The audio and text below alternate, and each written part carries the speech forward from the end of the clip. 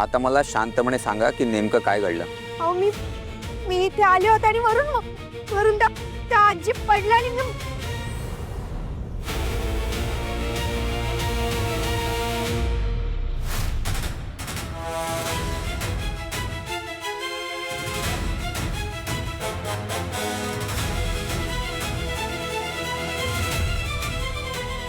कोणी आहे का?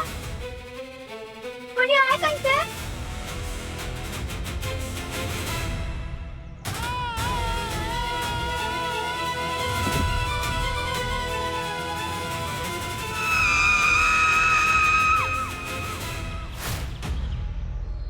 मॅडम, जेव्हा ती व्यक्ती वरून खाली पडली त्यावेळेला त्या व्यक्तीला कोणी ढकलताना तुम्ही पाहिलं का, किंवा तिकडे कोणी उभं होतं का? नाही, पण ती माझ्या समोर पडली आहे खरं.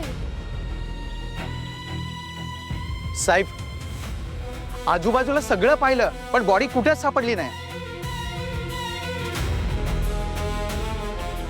हे बघा मॅडम, एखादी व्यक्ती एवढ्या उंचीवरून खाली पडते तेव्हा इथे काही ना काहीतरी पुरावा नक्कीच मिळाला असता, शिवाय आजूबाजूच्या लोकांना तरी कळालं असतं. पण इथे तर तसं काहीच नाही मॅडम. अहो साहेब, विश्वास ठेवा माझ्यावर.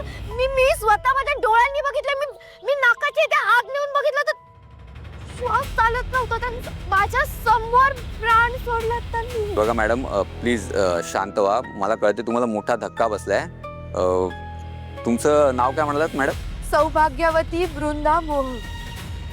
हे बघा वृंदा मॅडम, पोलीस कारवाई ही पुराव्यांवरतीच चालते, अंदाजावरती नाही. अहो साहेब, माझ्यावर विश्वास ठेवा. मी स्वतःच्या डोळ्यांनी बघितलं. त्यांना कोणीतरी नक्कीच ती बॉडी हलवली इथून. अहो मॅडम, तुम्ही काय बोलताय?